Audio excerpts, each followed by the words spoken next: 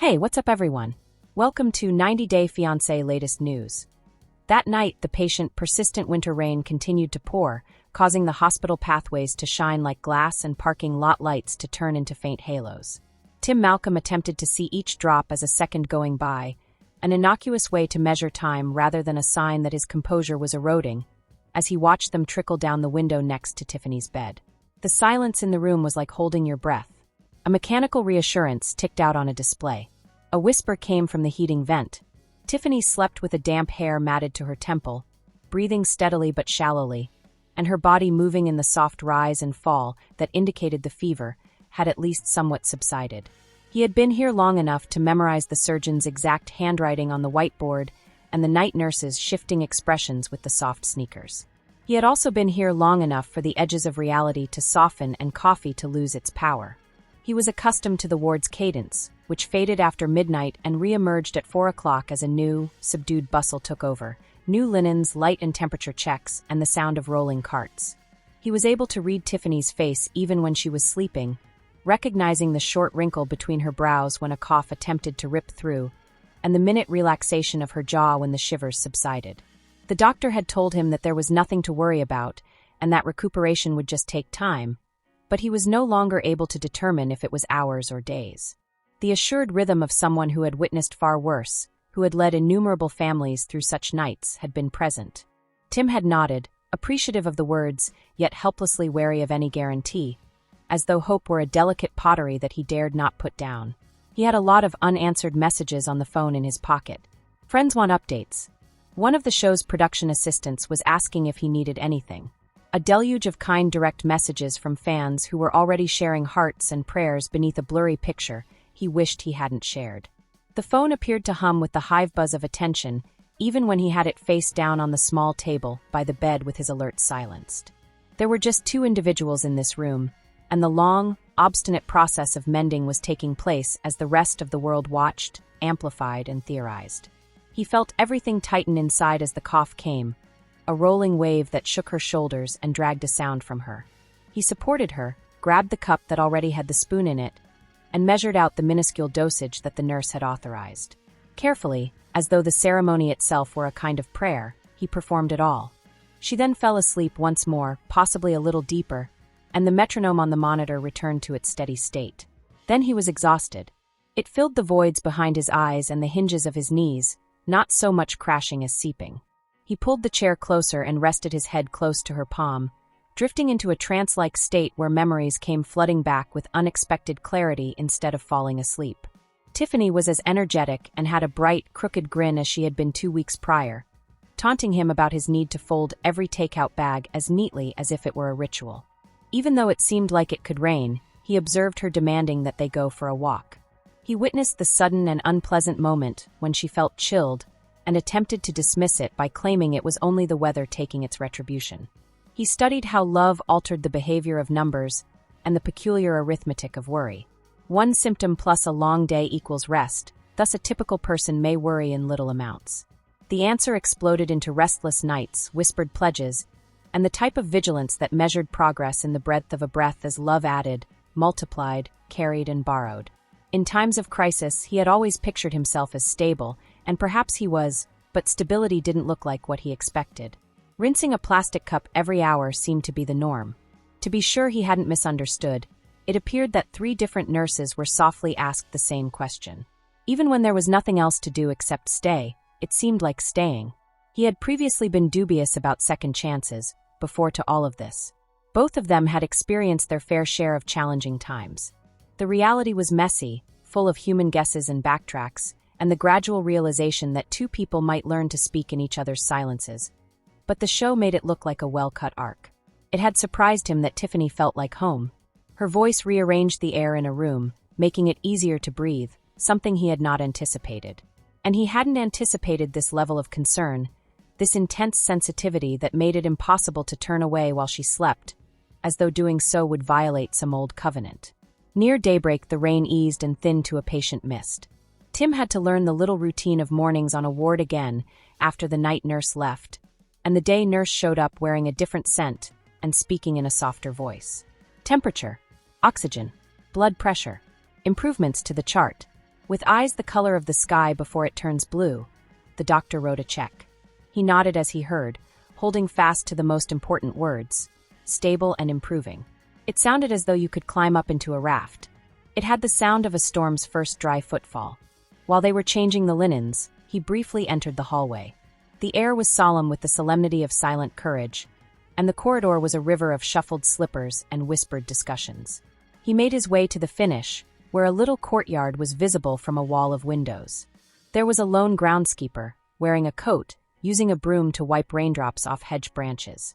He was undone by the ordinariness of the deed, which was so basic and vital. Anger at himself for coming so close to tears, he gulped hard as he felt pressure behind his eyes. How long had he permitted that? He was unable to recall. He inhaled, exhaled, and tallied the steps leading back to the room. When he came back, Tiffany was partially awake, but enough that she could recognize him by the look in her eyes. Even when it retreated, her eyes remained glass-bright from the fever. When calm had to be put on like a coat, he informed her that the doctor said she was getting better. She was safe, he assured her. He informed her of his presence. She didn't have to respond. Her fingers, warm and wet from the mending process, twitched toward his as the set of her mouth softened. As though she were signing a contract written in pulse, he gripped them and felt the slight squeeze of acceptance. He opened the notebook he had brought and started writing after she fell back asleep. He didn't write for anyone, not even himself in the future. To give the hour form, he wrote. He recorded little things like the slight scent of citrus cleaner that always appeared right before the housekeeping cart, the way the moisture collected around the base of the water pitcher like a ring left by a glass on a hardwood table, and the click of a distant door. He acknowledged that reason could not always control a heart, and wrote about the doctor's assurance that there was no need for concern. He wrote about the heavens. He wrote about how he felt like an ordinary man doing an exceptional thing, witnessing, when Tiffany laughed in front of him for the first time without a camera close by. He had a mountain of messages on his phone. He gave a few succinct, cautious answers. He didn't contribute to the gossip. He just mentioned that Tiffany was sleeping, that the fever was under control, that the cough was bothersome but not life-threatening, and that the most important medication would be time. When needed, he requested patience and seclusion. The majority of individuals comprehended. Some didn't. Like an unmoored balloon, he allowed the misunderstanding to drift away from him. When the person who needed him was breathing bravery into the air beneath this thin hospital cover, he could not waste his time explaining things. It was now noon. The dim light from the window warmed slightly. On a day when storms were predicted and sunshine arrived instead, the doctor returned with the composure of someone giving a weather report. She suggested it would be a slow ascent. Rest, drinks, close observation, and the silent, steady work of antibiotics. If the body had the opportunity, it knew how to heal itself. These were hardly lofty goals. Tim fastened them on nails within his chest. They were dependable and compact. Then he allowed himself to imagine a bit. He thought about how the world might tilt when Tiffany sat up. He pictured her, her voice hoarse but delighted at the way hunger had declared itself after it had been satisfied, requesting actual food.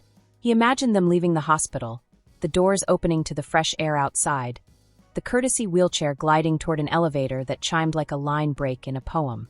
Because a narrative was a bridge you could walk across even when your body was tired of walking, he imagined the languid week that followed, with blankets on the couch at home, a stack of paperbacks on the table, and the television muttering something neither of them really watched. Since people had been using soup as a spell to ward off the spirits of illness for centuries, he visualized creating it. He imagined that she would laugh at the excess parsley, and yet eat it. Seeing a loved one live in the liminal space between health and illness evokes a certain humility. It elevates commonplace actions to a sacred level. It was like a sunrise to him as she moved in bed for the first time without the scowl that had been her uncontrollable companion.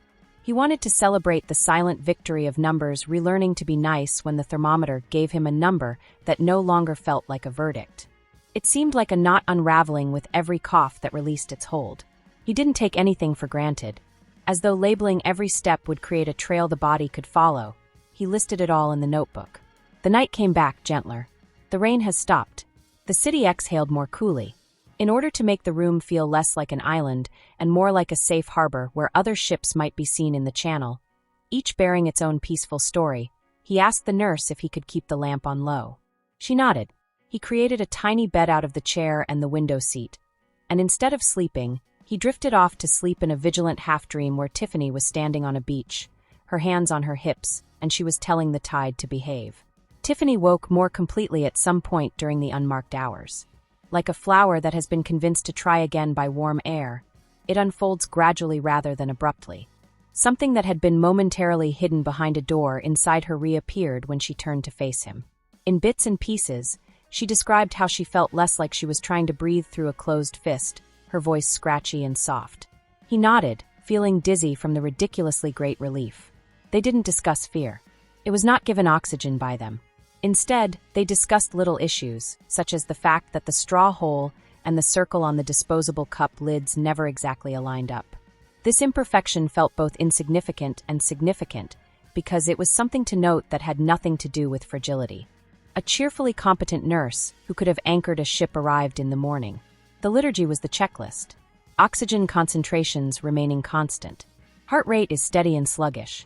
Not simply bowed for a few hours, but a fever that is actually broken. A fresh approach to breathing exercises, rotating, and encouraging the lungs to relearn how to operate as a bellows instead of a clenched fist. Tim listened as though the directions were a recipe for a cake he liked and wanted to make perfectly. He posed his thoughtful queries. He jotted down responses. He rehearsed the exercises with Tiffany, supporting her during the awkward moments and when her cough resisted, seemingly offended that it was no longer welcome. Only the guests Tiffany desired were present.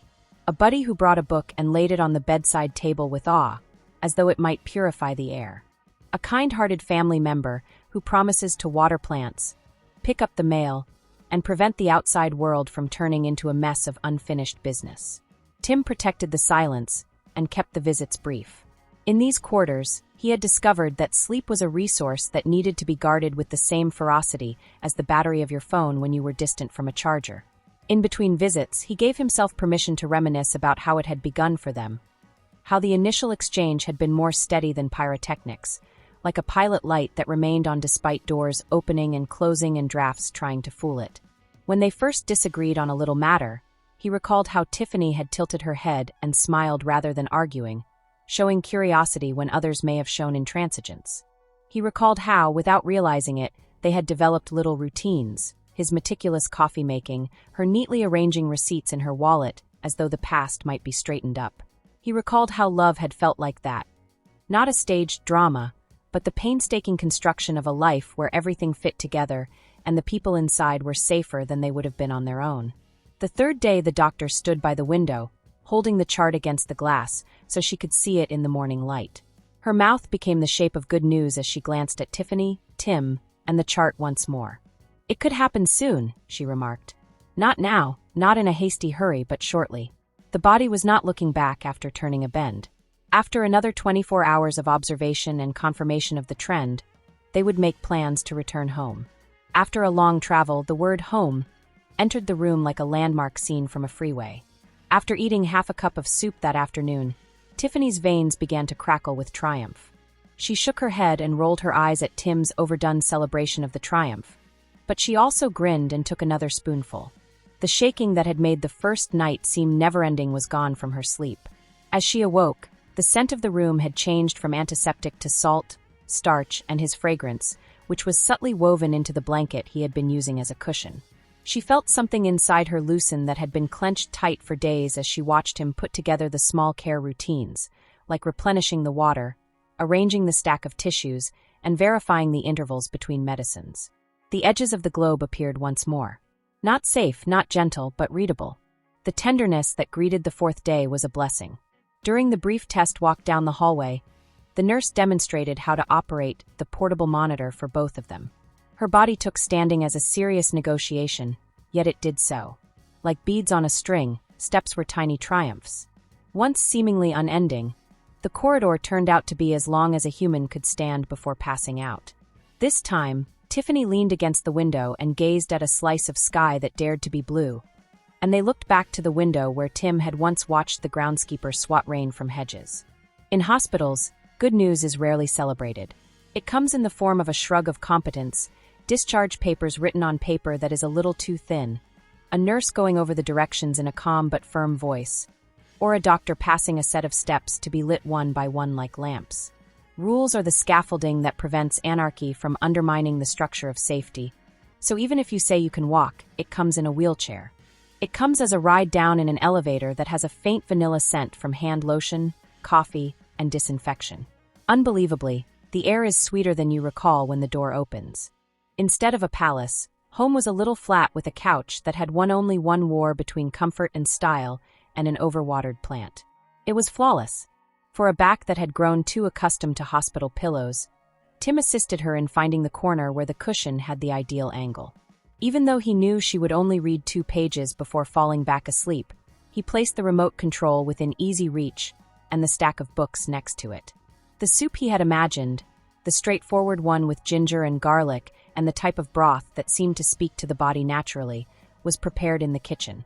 She closed her eyes after the first spoonful. Without asking permission, a tear fell from the second spoonful. It was not melancholy. It was such intense thankfulness that it had pretended to be pain on the way out. It was a different discipline to recover at home. There wasn't a nurse on duty every 4 hours. Instead, it came with the honor of being in charge of a rhythm that had previously been external, the necessity to pay more attention to the body's small cues, and the sensitivity of rediscovering the trustworthiness of a typical day. Like a drummer who was passionate about the song, Tim kept time. He wasn't flawless. Despite his fussing when he should have been laughing and his laughing when he should have just nodded and listened, he was attentive in the important ways. In the outside world, there were messages, ingenious and useless, necessary and caring, arbitrary and intrusive. When she was strong, Tiffany answered in small waves. When she wasn't, Tim filtered the stream. He acquired the skill of establishing limits and tactfully reminding others that being reachable is not a duty, and that showing kindness is not determined by how frequently you inform strangers. He learned the fine line between control and protection, and became her guard without being her gate. Evenings became a routine for them. Low lights. Somewhere outside the windows, the metropolis murmurs. They only partially watched the show because it exercised the mercy of being amiable without being demanding, not because it was significant. She taunted him about the lotion he selected, which had a subtle scent of eucalyptus and vintage barbershops, while he massaged her hands. Sometimes he read aloud stories of ordinary people doing courageous things in silence, but never the news. When a sentence came out perfectly, he appreciated how her breathing shifted. Provided a small test and a small medal each day. The medal may be the way she breathed peacefully through the exam and emerged on the other side, or it may be a cough that threatened to pull her into a downward spiral of uncertainty. The decision to wear the medal for an hour before setting it aside, or the exam itself, may be exhaustion that came like a heavy shroud. The exam may represent the temptation to prove something by taking on too much too quickly. The medal represents the wisdom to resist that temptation and acknowledge that healing is a garden to tend to rather than a stage to act on. One night, the fear came back without knocking. It appeared as a flashback to the darkest hour of the first night, rather than as a symptom. In a basic, childlike attempt to root herself in an immediate, controllable sensation, Tiffany put down her spoon and pressed her thumb into her hand until a half-moon mark appeared. Tim did not try to argue with the ghost or jump to reassurance when he saw it. He just put his hand over hers and reached across the table. She hadn't heard the story he told her about a silly thing he had done in high school, but it made her laugh despite herself, and the laugh let go of anxiety so thoroughly that it was embarrassed by its own bad timing. As if he had passed the salt, she thanked him without any ceremony. One morning, once she had gained the strength to stay by the window for as long as she wished, she opened the curtains and saw the street spring to life. Dogs that resembled punctuation were walked by people. When she spotted her image in a storefront window, a woman in a yellow coat raced and then slowed, taming a stray hare as though it were important to meet the day precisely. With the solemnity of someone constructing a reliquary, a delivery driver placed 2 boxes down and then added a third. Ordinary life, shamelessly ordinary, affected. At that moment, Tiffany realized that her body belonged to this rhythm once more, not to the beat of machines. It would hold because it was the most subdued victory. When the sun gestures to go, they walked out together for the first time in the late afternoon, but it lingered a little longer to listen. The air had a fresh flavor. A striped awning that had seen better summers covered 2 seats outside a little cafe around the corner. It felt like a picnic when Tim ordered tea, the type that came with honey in a small glass jar. Another way to express that they spoke fluently the language of shared presence is that they sat for a few minutes without saying anything of value. Without pausing, a bystander who recognized them raised a hand in greeting, a benediction that was neither a performance nor a demand. As Tiffany inhaled steam, she felt the universe return to its proper position inside her chest. The doctor was happy and followed up. Check-ins would take place. There would be warnings. A return to normalcy would come gradually, and they would already be experiencing it, the doctor said with a smile. After the call was over, Tim pulled the phone away and gave Tiffany a glance that seemed to measure her in proofs rather than worries. Her face had returned to its original hue. He noticed how she smiled when the doorbell rang, her attentiveness spreading like a beam of light. He observed how she made fun of his spice rack arrangement, which he said he had enhanced using a system that only he could see. She told him he was charmingly impossible and shook her head. They brought blankets to the roof and let the city serve as their lullaby on a night when the sky was surprisingly clear and a moon hung theatrically over the buildings. Tim brought up the first night once more, not to allay fears but to demonstrate that they were now somewhere else, like a map they had already explored. Tiffany described the hazy hours, the gentle hands that rearranged cushions, and how one nurse wore a bracelet with small silver charms that chimed when she moved, a sound that she had grown to equate with relief. The assistants were given names. The mercies were given names. They also highlighted the little absurd things, like the way the automatic paper towel dispenser had twice failed and then worked as though it had been insulted, or the squeak in the medical cart wheel that had heralded its arrival like a cartoon. It no longer felt like a cliff to the future. It had the feel of a road with fair curves and sensible signs. Work would start once again. While they were still learning the final words of this chapter for themselves, neither of them was eager to be turned into a story for others, even though cameras would return shortly. They were aware that others would inquire. They anticipated a swirl of rumors. Together, they made decisions on what to give and what to keep. They repeatedly made the decision to pledge their initial allegiance to the silence they had fostered. Tim read the first entry out loud on the sixth night at home after discovering the notebook he had tucked under the cushion. The way his words had relied heavily on specifics to keep from drowning in emotion, he could hear the tremble in his own handwriting. He read the passage that had nearly brought him to tears in the hallway, the one about the groundskeeper and the bushes covered in rain. He read about the pitcher surrounded by a ring of condensation. Tiffany listened with an unexpected earnestness, then grinned and remarked that the following phrase was the greatest he had ever written. Did he realize that he was, in fact, someone who saw the correct things? She formed a smile that said both agreement and derision, a skill she possessed in equal measure, when he chuckled and told her that noticing was simply another name for love. They settled into a pattern so subtle that anyone outside of it may not have noticed. The fever subsided to a tale they might narrate later if they so desired. The cough subsided to a memory that did not insist on repeating itself, and the mornings became brighter. There were setbacks on some days, such as a lethargy that came on like the weather, a dizziness that made you stop, or an indefensible appetite, but none of these were penalties. Simply put, they served as reminders that the body creates its own schedule and is not hurried by the impatience of ambition or the demands of television scheduling. One afternoon, when the world had chosen to be forgiving, the light was soft, and the air was cold, Tiffany stood at the kitchen counter and chopped parsley. She took her time because she wanted to feel the beat of the knife and the aroma rising green, clean, and true, not to show that she was competent. To avoid hovering, Tim pretended to check something on his phone while he watched from the doorway.